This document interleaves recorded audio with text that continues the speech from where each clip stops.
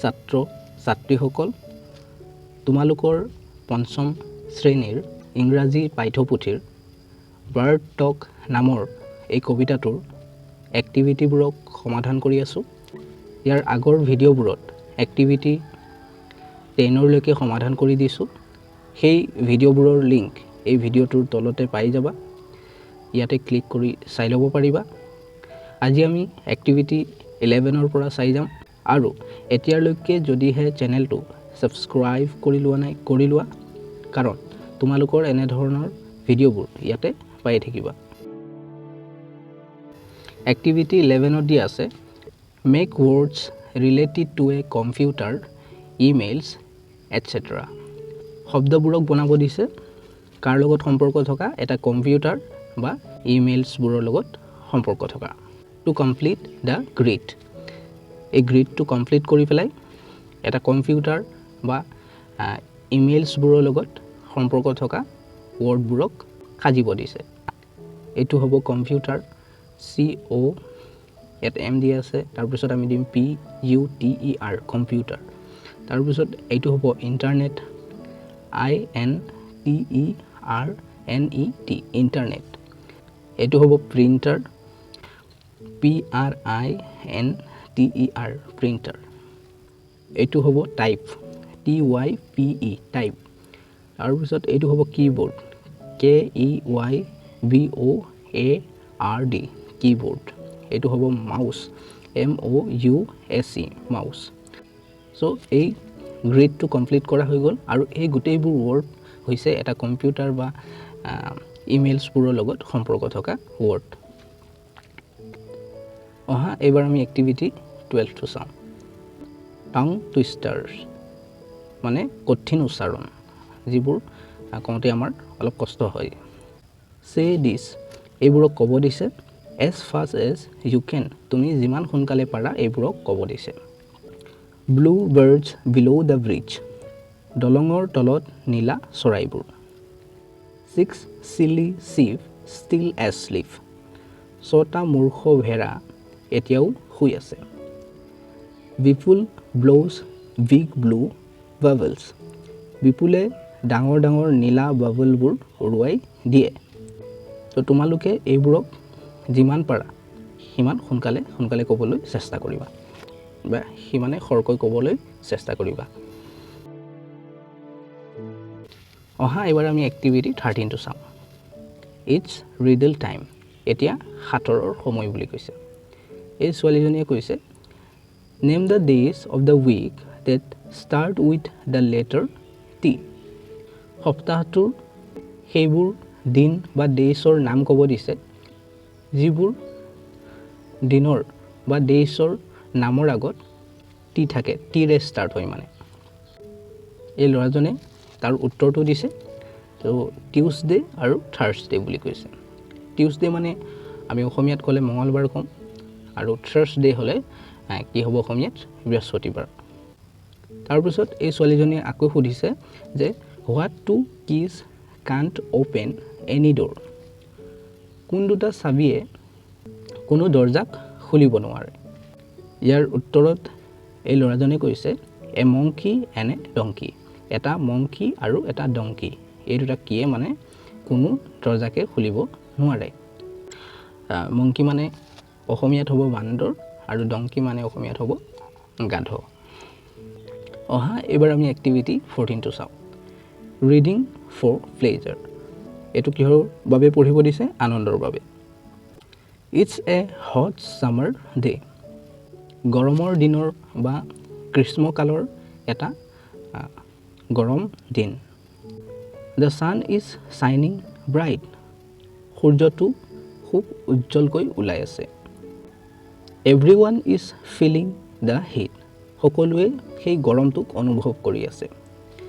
People are drinking coconut water, লোকসকলে নাৰিকলৰ পানী খাইছে।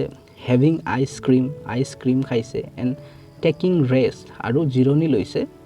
Under the shade of a tree, আৰু ক'ত জিৰণি লৈছে? এটা গছৰ তলত জিৰণি লৈছে মানুহবোৰে কোকোনাট ৱাটাৰ, আইচক্ৰীম এইবোৰ খাই। আমি এই ছবিখনতে চালে দেখা পাওঁ two birds are sitting on the branch of a tree আৰু কি কৰিছে দুটা চৰাইয়ে এটা গছৰ ডালত বহি আছে দে আৰ ভেৰি থ্ৰাষ্টি সিহঁতে বহুত পিয়াহত আছে they are unable to find water anywhere আৰু সিহঁতে কোনো জেগাতে পানী বিচাৰি পাবলৈ সক্ষম হোৱা নাই মানে পানী পোৱা নাই সিহঁতে তাৰপিছত এই চৰাই দুটাই কথা পাতিব অহ আই এম ছ' থ্ৰাষ্টি ই কৈছে কি অ' মই বহুত পিয়াত আছোঁ আৰু ই ক'ব মি টু ময়ো পিয়াহতে আছোঁ people are having coconut water merrily লোকসকলে বা মানুহবোৰে আনন্দৰে নাৰিকলৰ পানী খাই আছে but we don't get even water to drink কিন্তু আমি আনকি পানীকে খাবলৈ পোৱা নাই মানুহবোৰেতো আনন্দৰে নাৰিকলৰ পানীবোৰ খাই আছে কিন্তু আমি পানীকে খাব পোৱা নাই বুলি কৈছে অ' গড অ' ভগৱান বা ঈশ্বৰ হেল্প আছ আমাক সহায় কৰা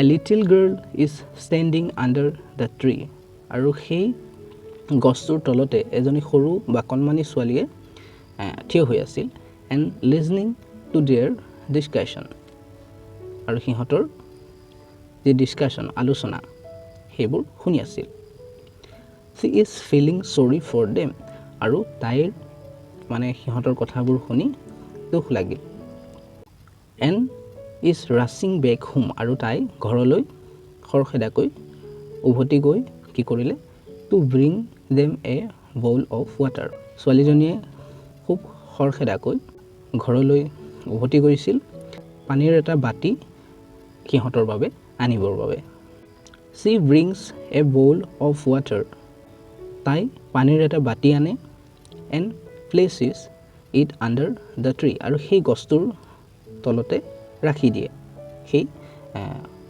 পানীৰ বাতিটো the birds see the bowl of water এই চৰাই দুটাই কি কৰে সেই পানীৰ বাতিটো দেখা পায় এণ্ড কাম ডাউন আৰু তললৈ নামি আহে and refresh themselves with the water আৰু কি কৰে সিহঁতে তললৈ নামি আহে আৰু সিহঁতে নিজকে নিজে সতেজ কৰি লয় সেই পানীৰ সৈতে দে আৰ ভেৰি হেপী সিহঁতে বহুত সুখী হয় এণ্ড ফ্ৰেছ নাও সিহঁতে এতিয়া বহুত সুখী আৰু সতেজ they thank the little girl for her kindness সিহঁতে অৰ্থাৎ এই চৰাই দুটাই এই সৰু ছোৱালীজনীক ধন্যবাদ দিয়ে কিহৰ কাৰণে ফৰ হাৰ কাইণ্ডনেছ তাইৰ এই দয়াৰ বাবে তাইৰ এই ভাল কামৰ বাবে মানে চি গোজ বেক হেপিলি আৰু সেই কণমানি ছোৱালীজনীয়ে খুব ফূৰ্তিৰে ঘৰলৈ উভতি যায় and tales her mother about the incident আৰু তাইৰ মাকক এই ঘটনাটোৰ বিষয়ে কয় মাদাৰ ইজ ভেৰি হেপী মাক বহুত সুখী হয় টু হিয়াৰ ডেট সেইটো শুনি পেলাই তাৰ মাকে মানে বৰ সুখী হয় এণ্ড এপ্ৰিচিয়েটছ হাৰ আৰু তাইক শলাগ লয় ফৰ হাৰ গুড ডিড তাইৰ ভাল কৰ্মৰ বাবে শলাগ লয় মানে চি টেলছ হাৰ তাই অৰ্থাৎ তাইৰ মাকে তাইক কয় ডেট যে people should always help others in need লোকসকলে বা মানুহবোৰে সদায়ে আনক বিপদৰ সময়ত বা প্ৰয়োজনৰ সময়ত সহায় কৰাটো উচিত এইবাৰ আমি এক্টিভিটি 15টো চাওঁ মেটছ দ্য ৱৰ্ডছ এই ৱৰ্ডবোৰক অৰ্থাৎ শব্দবোৰক মিলাব দিছে which have the same meaning যিবোৰৰ একে একে অৰ্থ আছে ইয়াত দিছে লিটিল তো আমি এই স্মলটোৰ লগত মিলাই দিম লিটিল মানে সৰু আৰু স্মল মানেও সৰু তাৰপিছত দি আছে হেপী হেপী মানে সুখী তো হেপিটো আমি এই জয়ফুল ইয়াৰ লগত মিলাই দিব পাৰোঁ তাৰপিছত নিড মানে প্ৰয়োজন তাৰপিছত আমি এই নিডটোক ৱান্টৰ লগত মিলাই দিম ৱান্ট বিচৰা হেল্পটো আমি এই এছিষ্টেঞ্চৰ লগত মিলাই দিম ছাত্ৰ ছাত্ৰীসকল, আজি মই তোমালোকক ইয়াৰলৈকে সমাধান কৰি দিলোঁ। সমাধান কৰিবলৈ ৰৈ যোৱা এক্টিভিটিবোৰক পাছৰ ভিডিঅ'বোৰত সমাধান কৰি দিম আৰু সেই ভিডিঅ'বোৰৰ লিংক এই ভিডিঅ'টোৰ তলতে পাই যাবা। ইয়াতে ক্লিক কৰি চাই ল'ব পাৰিবা। আৰু এতিয়ালৈকে যদিহে চেনেলটো ছাবস্ক্ৰাইব কৰি লোৱা নাই, কৰি লোৱা, কাৰণ তোমালোকৰ এনেধৰণৰ ভিডিঅ'বোৰ ইয়াতে পাই থাকিবা। ভিডিঅ'টো ইয়াতে সমাপ্ত কৰিছোঁ। ধন্যবাদ।